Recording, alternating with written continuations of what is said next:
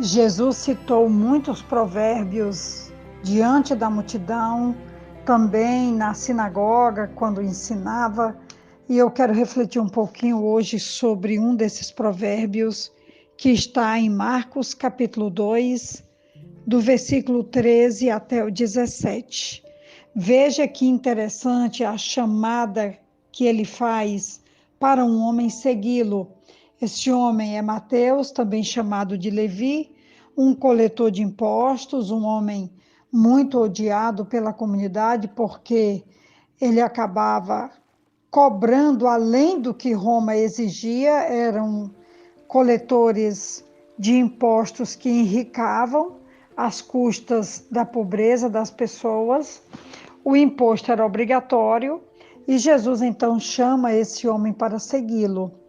O registro vai dizer assim: Jesus saiu outra vez para a beira-mar, uma grande multidão aproximou-se e ele começou a ensiná-los. Passando por ali, viu Levi, filho de Alfeu, sentado na coletoria e disse-lhe: siga-me. Levi levantou-se e o seguiu. Durante uma refeição na casa de Levi, muitos publicanos e pecadores estavam comendo com Jesus e seus discípulos, pois havia muitos que o seguiam. Quando os mestres da lei, que eram fariseus, o viram comendo com pecadores e publicanos, perguntaram aos discípulos de Jesus: por que ele come com publicanos e pecadores? Ouvindo isso, Jesus lhes disse: não são os que têm saúde que precisam de médico, mas sim os doentes.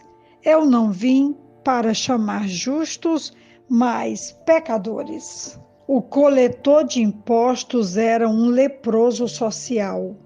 A profunda aceitação de Jesus quebrou seu coração e transformou sua vida. Ao mesmo tempo, o chamado dele deve ter causado algumas dificuldades entre os próprios discípulos, não apenas entre os líderes religiosos. Jesus declara que os sãos não precisam de médico, e sim os doentes, quando ele diz: eu não vim chamar justos, e sim pecadores. Jesus não veio chamar admiradores, mas seguidores.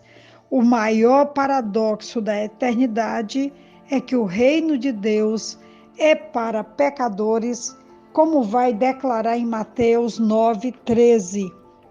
Veja o que diz o texto aqui. Vão aprender o que significa desejo misericórdia, não sacrifícios, pois eu não vim chamar justos, mas pecadores. Quero misericórdia e não sacrifício.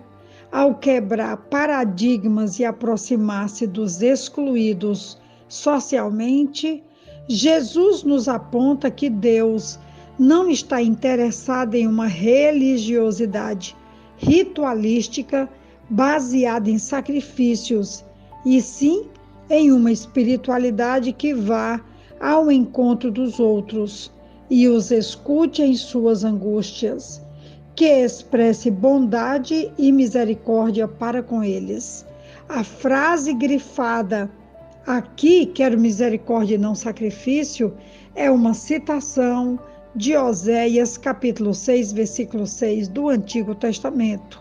É interessante notar que esse local de escuta se dá ao redor da mesa, no partir do pão, símbolo do sacrifício vicário de Cristo. Jesus à mesa reflete o perdão completo do Senhor. Ele também compartilha com os pecadores remidos os benefícios da sua mesa, como diz Apocalipse 3:20. Ele diz: eu estou na porta e bato. Se alguém abrir, eis que eu entrarei nela e cearei com ele e ele comigo.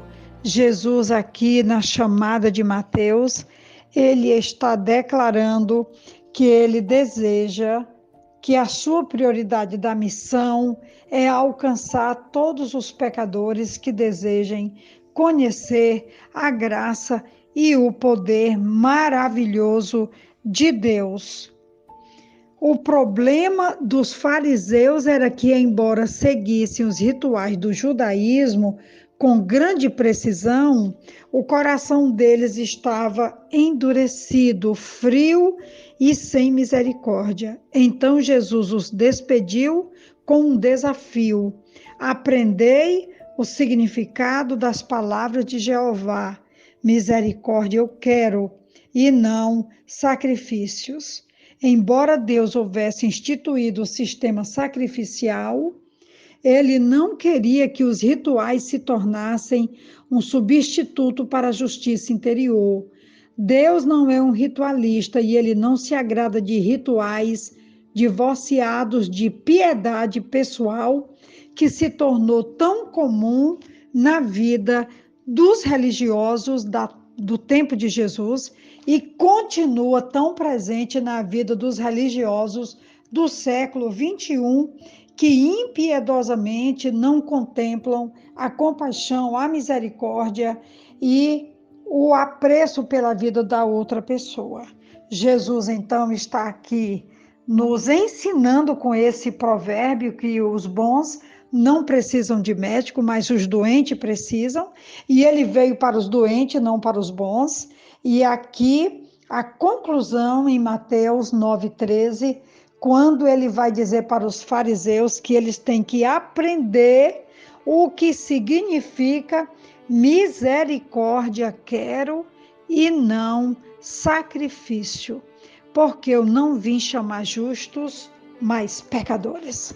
Essa é a reflexão de hoje. Eu tenho imensa alegria de saber a forma como eu fui alcançada pela misericórdia, pelo amor e pela compaixão do bondoso Jesus. Onde quer que você esteja, receba esse amor de Jesus, porque é para todos nós. Um grande abraço e que Deus nos abençoe.